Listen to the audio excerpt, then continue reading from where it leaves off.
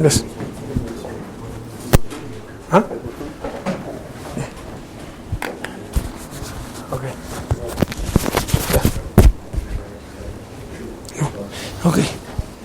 Señor presidente, quiero agradecerle esta posibilidad. No, encantado. El Ecuador es un país hermoso, pero su gente es un orgullo, de verdad. Hemos recorrido ¿Desde varios cuándo días. estás aquí? ¿Sí? Desde el 5 de abril. ¿Cómo se viniste de vacaciones? Estuvimos en un plan de vacaciones, pero siempre nos llevamos a cuestas La yapa, como decimos aquí en la entrevista. el trabajo. No, el trabajo. Siempre Saluda miramos. a las madres, saluda a Eve. Bueno, al finalizar la conversación, le voy a pedir si le doy un mensaje en los 35 años. Se cumplen 35 años de las madres el próximo sábado. Ok. Y quiero comentarle otra cosa, presidente. No tengo intención de llevarme un titular. Simplemente quiero disfrutar la conversación y dar a conocer y difundir su pensamiento. Esta bandera está muy cerca, ¿no? No sé incluso si vale la pena tenerla. Pues. ¿Le molesta? Sí, claro. Regularmente, sí. Está muy cerca la bandera. Ahí. Mira cómo se ve en pantalla ya. ¿Qué nomás recorriste? Estuvimos en todos los puntos. Guayaquil un rato largo. Estuvimos también en Oriente. Estuvimos un poco en la costa charlando con muchos pescadores. Y ahora estamos en Quito, llegamos hace 2 días. ¿Con quién estás? Estoy con mi compañera y con otros amigos que nos ¿Y han si conocías acompañado. Quito? No, es la primera vez. Porque Quito es muy interesante, el centro histórico, las iglesias. Ajá. Nos queda El pendiente. propio Palacio de Gobierno. Yo estoy ahorita despachando desde acá, pero el palacio es muy bonito, ¿no? Hay que irlo a visitar. Sí, coordinamos si quieres un recorrido en el palacio, ¿no? Y voy por las iglesias si quieres. Muchísimas gracias. Fundamentalmente me importaba que sepa eso, que no vengo a buscar un titular, me interesa difundir su mirada del mundo. Ok. Y eso es un poco lo que va a guiar la conversación. Ok.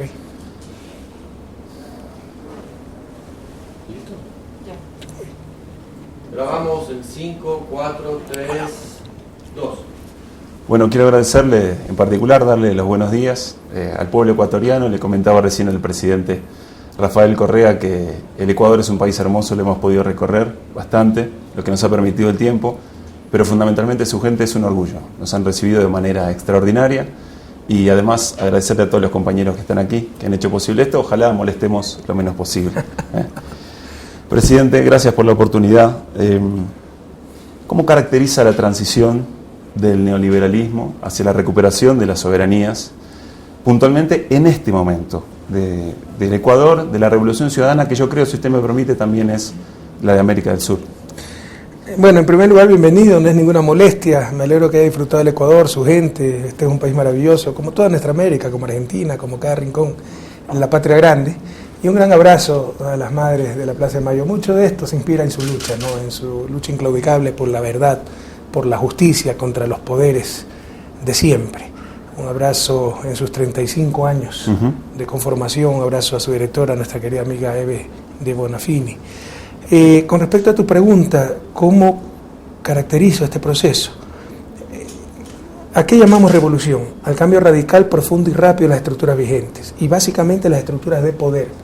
América Latina no saldrá adelante si no se rompe el espinazo de la estructura de poder que nos ha esclavizado, condenado al atraso, excluido a las grandes mayorías durante 2 siglos, si contamos solo desde la independencia de nuestros países.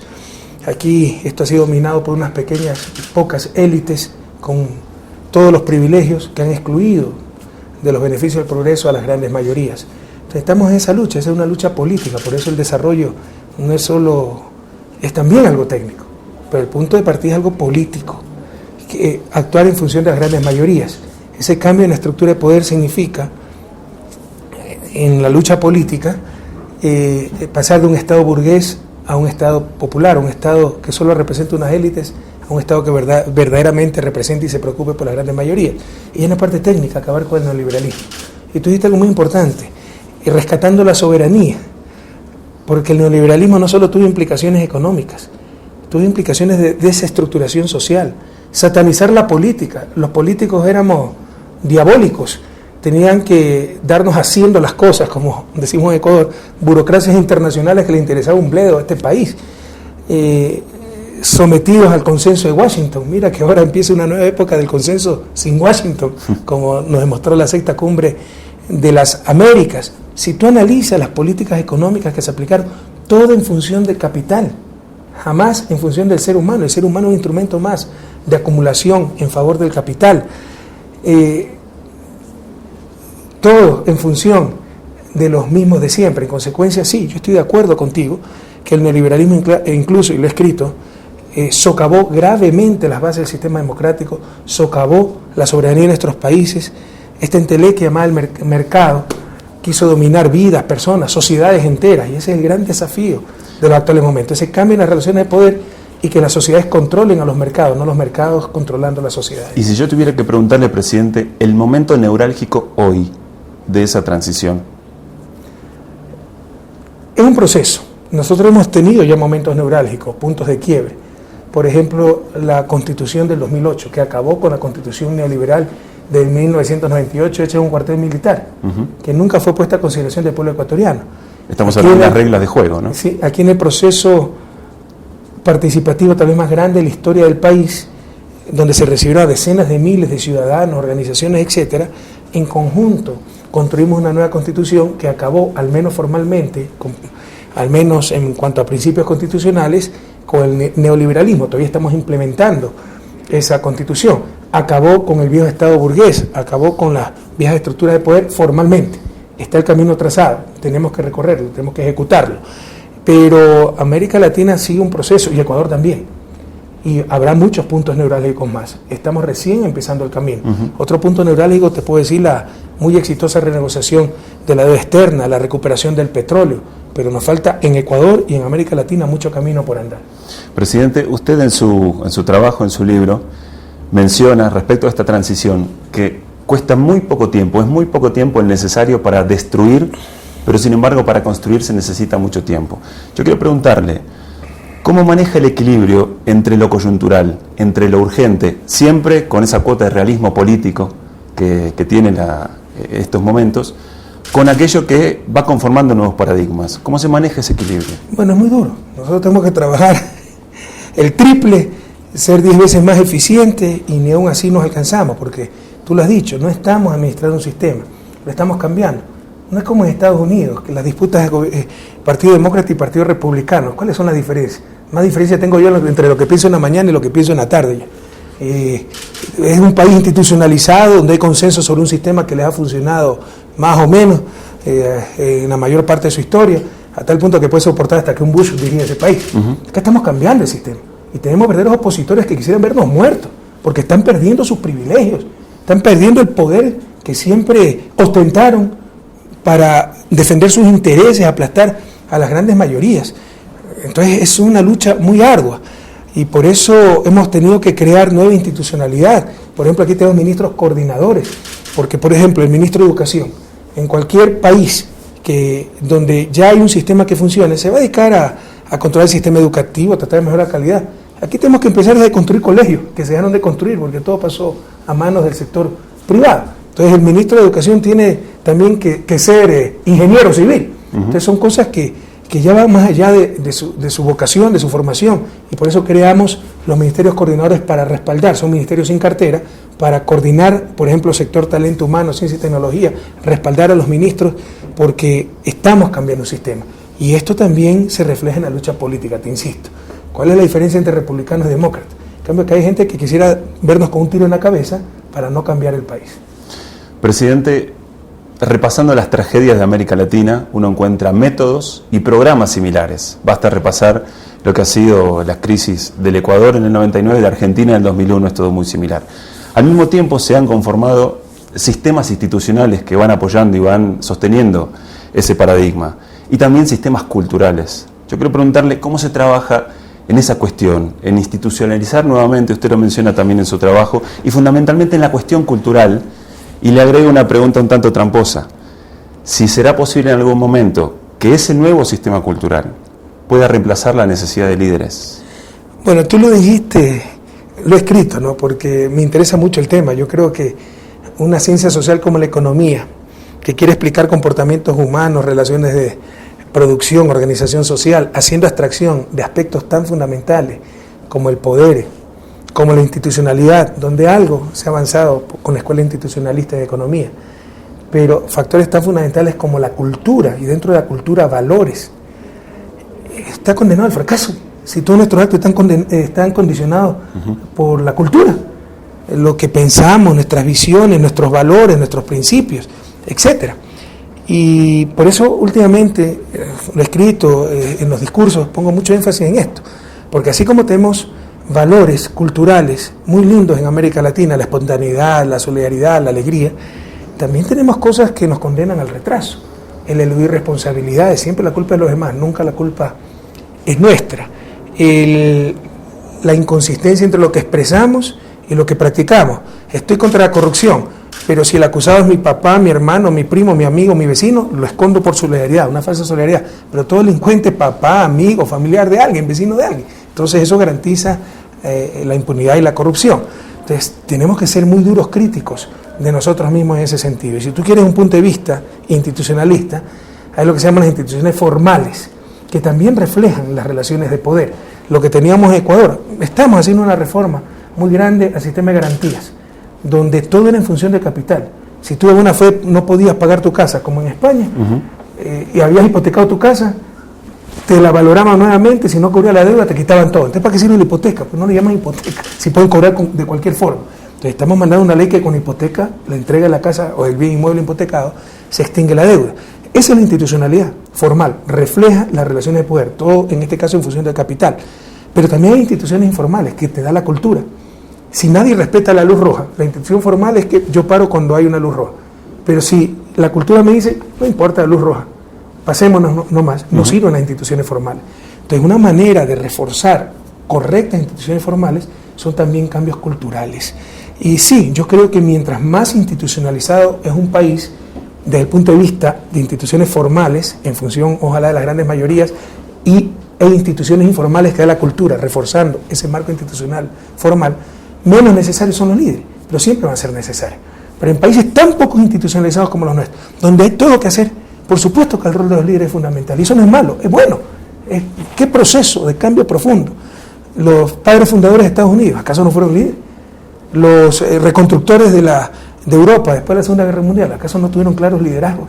Cuando se tiene que hacer algo nuevo y mejor, los liderazgos son fundamentales. Cuando ya se tiene una institucionalidad reforzada por esa institucionalidad informal que nos da la cultura, bueno, ahí se puede tener hasta un Bush para que maneje los países. Presidente, yo recuerdo mis primeros años de academia, un par de textos que me marcaron muchísimo. Uno tenía que ver sobre una ¿Qué frase. formación tienes tú, perdón? Yo soy comunicador social. Comunicador social, sí. Lo de social es una contradicción, ¿no? Porque no hay comunicador que no lo sea. Pero digo, Marta López Gil y Delgado decía, el verdadero control se ejerce sobre el deseo. Y también me impactó muchísimo la crítica del sentido común de Agnes Heller. Yo hago esta introducción porque le quiero preguntar, ¿cómo se encuentran hoy las personas en el mercado? Y si será posible en algún momento, en el plano de esta transformación cultural necesaria, que se reemplace por la competencia, por la integración y por lo colectivo. Usted está tocando temas muy sensibles, parece economista, así que le ánimo de ofender. Porque bueno, es una son ciencia temas social, ¿no? que no tratan mucho la economía y son mis temas de interés para investigación. De hecho, yo tengo un blog, Economía en Bicicleta, que lo puedo manejar muy poco, pero quería poner ahí mis intereses de investigación y sobre todo cuando salga la presidencia dedicarme a aquello. Por ejemplo, cómo por comodidad se ha obviado desde economía el estudio del poder. Si tú tienes un mercado totalmente imperfecto, pocas empresas que coluden entre ellas dando un bien de muy mala calidad, corbata, hasta el economista más ortodoxo te dice el Estado tiene que intervenir para proteger al consumidor. Bueno, es que eso es lo que hacen los medios de comunicación social. Pocos medios que coluden, se ponen de acuerdo, que dan información sesgada cuando le conviene, etcétera, pero si tú quieres regular ese mercado, atentado a la libertad de expresión. ¿Por qué? Porque es poder y no nos metemos con el poder. Pero no solo eso, la economía no estudió lo suficiente lo que son bienes, estudia mucho la producción de bienes, pero sobre todo para el intercambio, mercancía, pero que son derechos. Los medios de comunicación proveen derechos. La administración de justicia es un derecho. Imagínate la administración de justicia generada, provista por agentes privados con fines de lucro. Sería tremendamente cuestionable. Bueno, la comunicación es un derecho, la información es un derecho, y está siendo provista por agentes privados con fines de lucro. Entonces esas cosas tenemos que analizar. Pero con respecto a lo que tú decías, También una de las definiciones de economía es la ciencia social que estudia las relaciones de intercambio, producción, etcétera, para satisfacer necesidades humanas. Bueno, debemos preguntarnos qué son necesidades y qué son simples deseos. Y tal vez una ciencia social que se preocupe de determinar de dónde vienen esas necesidades, antropología, sociología, etcétera. Y cómo controlar o cómo evitar que se generen necesidades inútiles o que caigamos en el simple desear, ¿no? Es muy difícil esto, cómo diferenciar deseos de necesidades.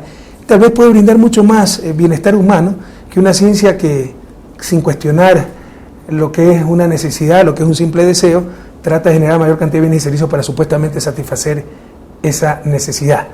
Y te insisto, o sea, de repente se demandan las cosas más absurdas y la economía tiene que responder a esas cosas tan absurdas. Entonces son cosas que nos tenemos que plantear.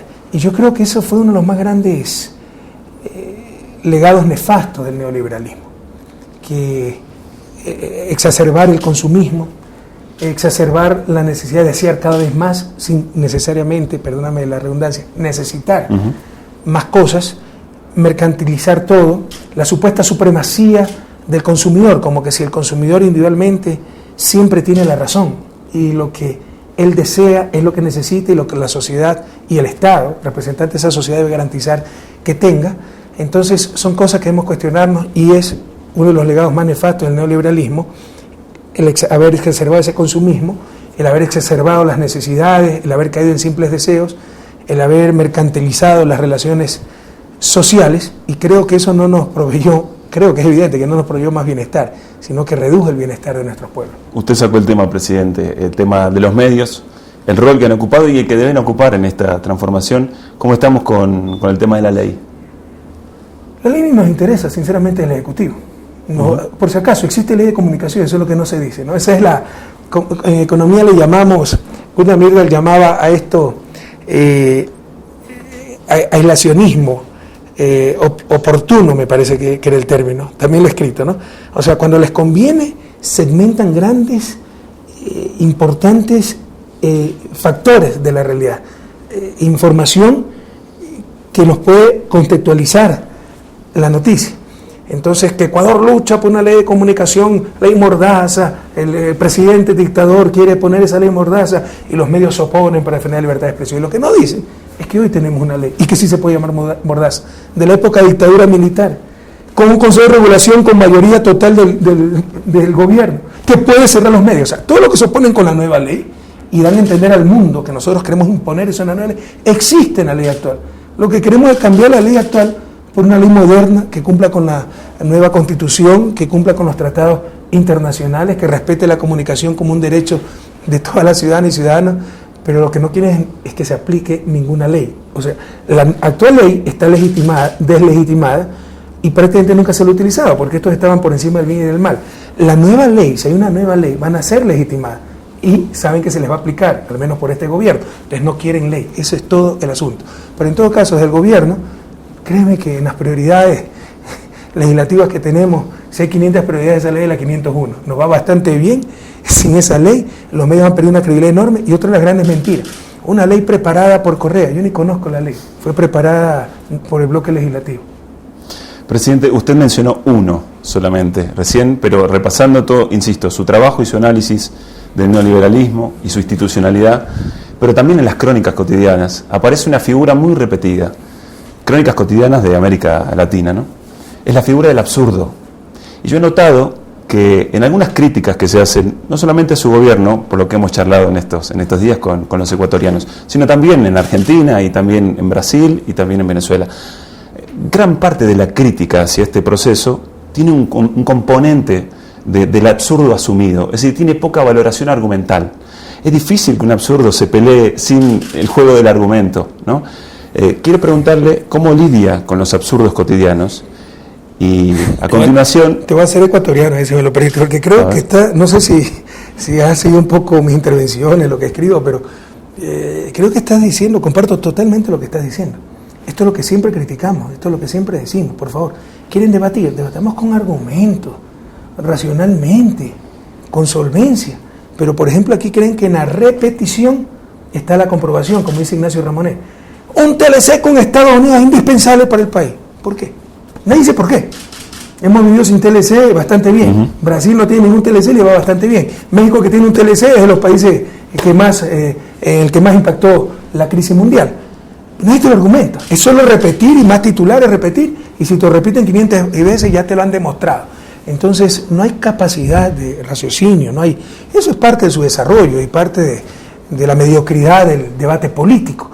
Pero son cosas con las que hay que luchar si queremos salir hacia adelante, si queremos alcanzar el buen vivir, mejorar nuestra capacidad argumental, mejorar nuestra capacidad de racionalización de las cosas, ir a un debate serio, tratar con responsabilidad los temas, pero eso es lo que más brilla por su ausencia en Ecuador y yo diría en gran parte de nuestra América.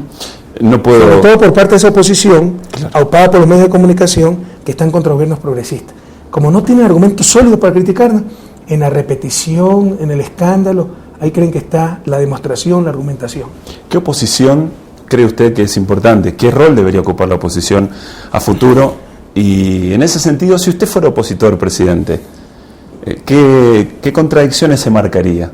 ¿Qué trabajo haría desde la oposición? Bueno, es que si fuera opositor es porque no estuviera de acuerdo con cambiar las estructuras de este país. ¿Y qué persona honesta no va a estar de acuerdo? Podemos tener errores en el camino. Si yo estoy con las grandes mayorías, yo velaría, si soy opositor a este gobierno, para que las políticas públicas sean de mejor calidad, mejor aplicadas para mejorar la eficiencia, pero no para volver al pasado. Y eso es lo que quiere la oposición, eso es lo que te decía en el inicio. ¿Cuál es la diferencia entre republicanos y demócratas? Yo tengo más oposición en el Buró de Alianza País que entre republicanos y demócratas, porque hay un consenso muy grande sobre el sistema que se aplica en Estados Unidos y que en la mayor parte de la historia está en crisis, pero le ha funcionado a los norteamericanos y lo ha hecho el país, un país con un gran nivel de vida, con tecnología de punta, etcétera. Entonces hay consenso sobre ese sistema. Los sistemas que se aplicaron en América Latina han sido un desastre total, pues. América Latina tenía todo. Si tú venías con Cristóbal Colón, cuando descubrió América, decías América Latina, y eras economista, en esa época todavía no era economista, gracias a Dios, decías América Latina se va a desarrollar. Aquí hay civilizaciones, maya, azteca, inca, hay ciencia y tecnología, hay muchísimos recursos naturales. América del Norte tenía recursos naturales, pero no tenía civilización, eran tribus nómadas. Y pasó exactamente lo contrario. Este es uno de los grandes enigmas del desarrollo, unas grandes preguntas sin responder para el desarrollo. En todo caso, tenemos inmensos recursos naturales. Teníamos todo para ser desarrollado, para ser la región vanguardista a nivel mundial en cuanto a prosperidad, buen vivir, etcétera. Y todavía somos la región más desigual del mundo, con pobreza, miseria generalizada, corrupción, instituciones que no funcionan. En la época neoliberal, entreguismo, falta de soberanía, etcétera. Entonces, esto es lo que queremos cambiar y hay gente que nos quiere mantener en el pasado. Entonces, aquí no es ese jueguito burgués de la democracia liberal de Estados Unidos, donde todo el mundo está de acuerdo con el sistema, o la gran mayoría, y se pelean republicanos y demócratas para más o menos impuestos, que la reforma de salud. Que estamos quitándole el poder a los que siempre nos han explotado. Y te insisto, si esa gente nos puede aplastar la cabeza, lo haría inmediatamente. No es porque no quiere, no puede hacerlo. Entonces es una lucha muy fuerte, muy feroz día a día. No confundir la oposición, este es el mensaje, que enfrentan los gobiernos progresistas de cambio revolucionarios de América Latina con la oposición de la democracia burguesa. Ellos están discutiendo matices de un sistema que ha funcionado. Aquí estamos cambiando el sistema. Y esa gente todos los días busca desestabilizarnos, conspirar y si puede asesinarnos, lo haría con mucho gusto. Presidente, ¿cada cuánto se detiene frente al espejo y qué pasa en ese encuentro? Bueno, muy pocas veces, no tengo mucho tiempo para verme en el espejo, tal vez para afeitarme. Sabe lo que le pregunto, no le estoy preguntando por el hecho concreto. A ver, que yo creo, siempre trato de no tomarme muy en serio y cuestionarme mucho, pero algunas veces eso es un riesgo también. Te diría, mi mayor virtud es reírme de mí mismo y tal vez mi mayor defecto es reírme de mí mismo. Presidente, quiero hacer una pregunta filosófica y concretamente sobre la verdad. Me da la sensación que la ciudadanía a veces tiene poco acceso directo sobre la verdad y que incluso eso a veces dificulta la explicación de alguna medida o de algún escenario. Le pediría una reflexión sobre ese tema. Por supuesto, yo creo que uno de los grandes males en nuestra América es que somos demasiado tolerantes a la mentira. Y esa falta de amor por la verdad nos ha destrozado. Y eso tenemos que compararnos, aunque las comparaciones duelan, pero son útiles, con los anglosajones. Para ellos es antinatural mentir. Para los latinos muchas veces es natural mentir. Se miente demasiado en la política, Acaba de decir un político opositor que aquí hay 180 dirigentes indígenas encarcelados. Que me diga dónde están. Y esas son las tonterías que se repiten una y otra vez. Que 200 dirigentes indígenas perseguidos por este gobierno que ha criminalizado la lucha social. Hay 27 juicios contra dirigentes sociales, entre comillas. 2 son del Ejecutivo. El resto son privados o indagaciones de la Fiscalía que todavía no llegan a juicio. 2 son del gobierno. Pero no se dice, y se miente. Que aquí no hay libertad de expresión. Vaya a ver si ha habido presidente más insultado en la historia del país. Entonces se miente en política. Miente en los medios de comunicación. Fíjese el juicio contra el diario Universo. Decir que yo había ordenado disparar contra civiles ese 30 de septiembre donde casi me matan a mí. Y defendieron eso en nombre de la libertad de expresión.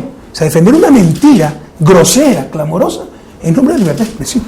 Cuando la libertad se basa en la verdad. Yo soy creyente, el Evangelio dice, solamente la verdad os hará libre. Pero así se manipulan las cosas. Se miente en lo cotidiano. Si un chico llega tarde a la clase porque se despertó demasiado tarde, la propia mamá le dice, no, es que hubo mucho tráfico, hubo un choque, no pudimos avanzar, etc. Tenemos que desterrar esa mentira. Tenemos que amar, yo diría, despiadadamente la verdad, si queremos salir adelante. En América Latina, en nuestra América, se miente demasiado y todo el tiempo. Le pregunto si usted ha superado esa instancia, y se lo pregunto desde este lugar. La institucionalidad neoliberal también ha traído un entramado de cosas que nunca se han revelado, ¿no? Y que están en la base de todas las construcciones que ha hecho el neoliberalismo. Yo le pregunto esto porque a veces me da la sensación, no digo que ocurre en Ecuador, no tengo tanto conocimiento sobre eso, pero sí ocurre en la Argentina. Hay cosas que se toman decisiones y parece que todavía no se terminara de conocer el fundamento de esa decisión. La verdad me refiero a, tal vez, algunas alianzas de poder, lo que yo mencionaba antes, el realismo político que no permite detenerse a fondo en la explicación de algunos escenarios y en algunas medidas, y que hay riesgo a veces de algunas disonancias cognitivas, un término que usted emplea también en su trabajo. Para incoherencia entre lo expresado y practicado. Mira, hay muchas inercias y algunas veces nosotros podemos ser víctimas también de esas inercias y aceptar como normal lo que es común, pero jamás puede ser normal. Entonces es difícil algunas veces hacer abstracción. Por eso te decía hace un momento, reírme de mí mismo puede ser una virtud, pero también puede ser un defecto. Entonces algunas veces uno tiene que apartarse un poco de sí mismo y autocriticarse y tratar de abstraerse de este vértigo cotidiano y sentarse a reflexionar hacia dónde vamos, etc. Porque puedes caer en inercia. Entonces creo que nos pasa mucho eso. También hay otros problemas graves. Yo acabo esta semana de romper esquemas porque se supone que la inauguración del año lectivo es festiva, etc. Y estábamos entregando una escuela espectacular, pero espectacular, ¿no? En mi ciudad Guayaquil, en mi ciudad natal. Pero en vez de decir lo espectacular que la escuela dice, faltan las calles de ingreso que no se arreglaron. Pese a que le corresponde al municipio, llegado la orden que esto se tiene que hacer por parte nuestra, lo que no vale tremenda obra sin una buena vía de entrada, y eso también es educativo. El muro no tiene que parecer campo de concentración, ya se ha dicho que deben ser verjas transparentes, que se pueda ver al interior, etcétera. Entonces fui muy duro en esa crítica. ¿Qué es lo que te quiero decir? Se dicen cosas, pero una cosa es decirlas, otra cosa es que la gente las integre, y los mandos medios. Y los mandos medios no te hacen caso, por más que hayas dicho las cosas. Y no solo eso, todavía tenemos las raíces del Estado burgués, de la partidocracia, como lo llamamos aquí, y hay mandos medios que cuentan los días para que se vaya el gobierno y todo vuelva a lo de antes. Entonces es muy difícil que todos esos cambios lleguen. Una cosa es comunicar los cambios, decirlo, aplicarlo. Otra cosa es que toda la sociedad lo integre. Es una lucha día a día, y ahí ayuda mucho el liderazgo y la capacidad de comunicación. Es parte de crear ese nuevo proyecto común, proyecto nacional, pero en otra dirección. Entonces la gente todavía, mucha gente, muchos mandos medios, mucha parte del servicio público tiene todavía ese proyecto en la dirección equivocada. Presidente, le cambio de tema, pero no tanto. Nosotros conocemos lo que ha sido la convertibilidad. ¿Cuál es el camino del Ecuador para salir de la dolarización y recuperar la política monetaria? Una salida de dolarización sería tremendamente dolorosa, diríamos caótica. Es imposible pensar eso.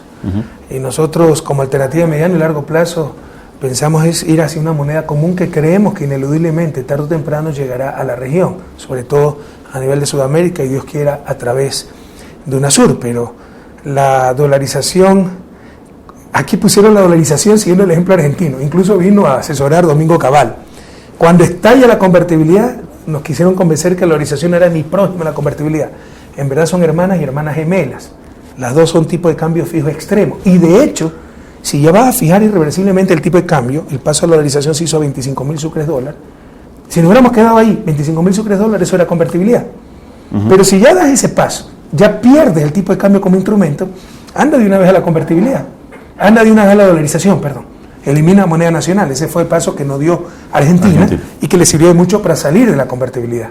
Recuerda que nosotros perdimos la moneda nacional, entonces una salida de la dolarización sería mucho más caótica, mucho más dolorosa que la salida de la convertibilidad argentina, que no perdió su moneda nacional, pero en función de la filosofía de lo que impusieron la dolarización, la convertibilidad, era el paso que había que dar, porque si ya eliminaban el tipo de cambio como instrumento de política económica y monetaria, bueno, eliminan la moneda nacional de una vez. Felizmente no lo hicieron, siendo inconsecuentes, y eso dio una puerta de salida algo menos dolorosa a la Argentina de ese sistema. Pero dolarización y convertibilidad son hermanas gemelas. ¿Qué estamos haciendo nosotros? Nosotros tenemos cosas que Argentina no tuvo, felizmente. Petróleo, ingreso petrolero, que no está sujeto a competitividad. Remesas de migrantes, que no están sujetas a competitividad. Aquí no se privatizó hasta la Casa Rosada, pues a menos no alcanzó tiempo, ¿no? Yo creo que la quería vender, pero le pidieron que la pinte de otro color y no alcanzó a pintar. En todo caso, una de las cosas que hizo estallar la convertibilidad fue la venta a capitales extranjeros de muchas empresas públicas. Entonces entraba ese momento capital fresco, pero después salían pues permanentemente utilidades y eso agravó la situación del sector externo. Pese a todo eso, pese a todas esas diferencias, y a que tenemos una política económica bastante inteligente con respecto a la dolarización, por ejemplo, impuesto a salida de divisas, impusimos impuestos a salida de divisas para evitar tanta salida de divisas, ¿no? Lo cual es nefasto para un sistema dolarizado. Por ejemplo, no hemos firmado tratados de libre comercio. Si ya pierdes el tipo de cambio, perder la política comercial es suicida. Pese a todas las medidas que hemos tomado para sostener la dolarización y de esa forma sostener la economía ecuatoriana, el gran talón de Aquiles de la economía ecuatoriana es el sector externo, sobre todo el no petrolero, por la falta de competitividad producto de la dolarización. Pero seguimos adelante, seguimos controlando las cosas y nos va bastante bien hasta ahora. Presidente, en su carta a Santos, por el tema de la Cumbre de las Américas, me dio la sensación, es muy personal, es muy particular, que además de expresar su coherencia respecto de los organismos internacionales del neoliberalismo, usted también estaba interpelando al resto de los gobernantes que ideológicamente son afines, como diciendo, entramos en otra etapa. No sé si de mayor confrontación, no sé si más dura, pero entramos en otra etapa, donde necesitamos otro tipo de gestos. Yo leí esto en su carta a Santos, quiero preguntarle si mi lectura es equivocada. No, yo creo que tiene razón y con mucho respeto, pero yo lo he dicho públicamente, no entiendo cómo esta América Latina llena de retórica, la patria nueva, el espíritu de Bolívar, la integración, esta América Latina que busca su integración en el siglo XXI, todavía acepta como colonia que un país vete la participación de un país hermano en una cumbre de las Américas. No encuentro sentido eso. Por eso no acudí a esa cumbre, lo creía incoherente. No creo que la América del siglo XXI, en nuestra América del siglo XXI, podamos todavía aceptar esa clase de imposiciones. Por allí leí en un diario ecuatoriano, un diario de domingo, donde se supone que están las opiniones, un ex canciller ecuatoriano, discúlpeme si no recuerdo el nombre, que decía... Bueno, muchos cancilleres no merecen ni ser recordados, ex cancilleres. Lo que Correa está haciendo es patear las relaciones internacionales. Y yo decía, bueno, por supuesto, me parece que está implícito en el mensaje de Correa, ¿no? Bueno, algunas relaciones hay que patearlas. Eso es lo que no entienden. Dicen, no tenemos política internacional. No, que no les guste otra cosa. Y dicen unas barbaridades, que ahora el Ecuador sin rumbo. Vaya a ver todas las cosas que hemos comenzado y nos ha ido bastante bien a nivel internacional. Y vaya a ver todos los fracasos, pues antes, históricamente, de la diplomacia ecuatoriana. Pero quieren hacer creer al pueblo ecuatoriano que antes eran éxitos y ahora fracasos, cuando es exactamente al revés. Presidente, usted mencionó el tema petróleo. ¿Qué opina de la intervención de YPF en primer término y el envío del proyecto al Congreso Nacional Argentino? No conozco a profundidad el tema, es derecho soberano del Estado argentino realizar esa nacionalización, pero que sí me permito recordar es que esa era empresa pública, también privatizada. Entonces hay que ver a cuánto la vendieron, cuánto valió después, y bueno, pues esas riquezas pertenecen al pueblo argentino. Pero un detalle muy importante, YPF era empresa pública, ¿verdad? Correcto. Privatizada durante la época neoliberal. Se está revirtiendo ese abuso que se cometió al pueblo argentino. Entonces, si hay mucha queja, No olvidar de las empresas transnacionales que atentado al derecho de propiedad, etcétera, y el atentado al derecho argentino, cuando un gobierno entreguista vendió hasta la camisa de los argentinos. Esa empresa era empresa pública argentina. La población, la ciudadanía debe temer ante esas amenazas de que se va a cortar el mercado externo, las relaciones internacionales. Si nosotros hubiéramos hecho esas amenazas, ya no existiría el Ecuador, si fueran ciertas todas esas amenazas. Yo creo que tenemos que hacer lo que nuestros pueblos nos exigen, velar por el interés de nuestros países sin temor a estas amenazas, y en el caso de que se quieran aplicar, se quieran concretar estas amenazas, bueno, ahí está UNASUR, ahí está la integración latinoamericana. Juntos somos mucho más fuertes. Yo recuerdo hace un tiempo, no mucho, que el presidente uruguayo, el Pepe Mujica, dijo que todavía, por supuesto está dentro de sus ideales, ¿no? Él dijo que todavía él no sentía el clamor popular, la reivindicación y el pedido en las calles por la unidad latinoamericana. Dando cuenta que falta en Uruguay, trabajo, yo ¿no? creo que en Ecuador es diferente. Mire, cuando nosotros ganamos la elección en el 2006, noviembre del 2006, todos los asesores tradicionales decían que estaba totalmente equivocado nuestro discurso, porque hablábamos de recuperar la patria vuelve, ese fue nuestro lema de campaña. Construir la patria grande. Y la gente, estos asesores nos decían, eso la gente no entiende, la gente entiende el bolsillo, el precio del arroz, el precio del azúcar, a lo sumo tasas de empleo y cosas así. Y nosotros ganamos contundentemente la elección hablando de patria y hablando de integración latinoamericana. No conozco a Relé Uruguay, pero yo le puedo decir que en Ecuador, en cada rincón del Ecuador se siente ese amor por la patria grande. ¿A qué llama usted nuevas unidades geopolíticas? Los nuevos bloques que se tienen que conformar a nivel de relaciones internacionales. Uno de esos bloques, sin duda, UNASUR, Sudamérica. ¿Cuánto le preocupa de aquí a futuro la presencia militar estadounidense en Colombia? Hace poco se reunieron el presidente Obama y Santos, tuvieron una reunión. Entiendo que hay algunas nuevas disposiciones. ¿Cómo está mirando esa intervención? Bueno, con el presidente Santos hay relaciones mucho más transparentes, mucho más sinceras, mucho más serias, porque lo que dice lo cumple, y si no lo puede cumplir nos explica, etcétera, ¿no? Entonces tengo mucho menos temor, porque claro, cualquier país, imagínese si fuera un país limítrofe con Argentina, que estuviera en este caso, que tiene una guerra tan prolongada, tantos grupos irregulares de derecha, de izquierda, que no controla gran parte de su territorio y que anualmente le meten miles de millones de dólares a Estados Unidos y tienen gran cantidad de armamento, etcétera, bueno, preocuparía a cualquier país vecino del país que le he descrito. Ese es el caso del conflicto colombiano y de Ecuador, pero sabe el gobierno del presidente Santos que cuenta con nuestra total colaboración, todo lo que podamos hacer para superarlo más rápidamente ese conflicto. Presidente, estamos en el Ministerio de Deportes, se vienen los Juegos Olímpicos, tengo entendido que ya hay nuevos participantes del Ecuador que van a asistir, son 16 si no me equivoco. Vi un cartel abajo en la entrada que decía que el Ministerio de Deportes vela por el desarrollo humano. Me pareció muy alejado de los resultados y mucho más comprometido en el proceso de desarrollo y cómo el deporte juega ese partido. Es que tenemos básicamente dos campos de acción en el Ministerio de Deportes que no existían ante nuestro gobierno. Era una secretaría por ahí olvidada. Pero creemos que es muy importante el deporte para la formación integral del ser humano, que no es solo alma, no es solo mente, sino que también es cuerpo. Y el deporte, a través de la formación corporal, también forma el intelecto y el espíritu de lucha, el espíritu de victoria. Hemos dividido en dos sectores la estrategia deportiva, masificación del deporte, es decir, superar el inmovilismo. Tenemos gran problema de inmovilismo en la población, no sé si es el término exacto, no lo recuerdo, en la población ecuatoriana. Entonces, la masificación del deporte en parques aeróbicos, en las escuelas, los currículos de educación física, ligas barriales, etcétera, y el deporte de alto rendimiento para competencias internacionales. ¿Y para qué sirve este último? Porque son tan pocos deportistas, usted lo ha visto, porque son ilusiones movilizadoras. Los deportistas son los héroes de nuestro tiempo y sirven de ejemplo para el resto. Superación, lucha, etcétera. Es como un programa educativo. Para nosotros eso es como un programa educativo. No solo instrucción, sino formación en valores, y son cosas muy importantes. Son las cosas que no se pueden medir en términos monetarios, pero que existen, y no solo que existen, son tremendamente importantes.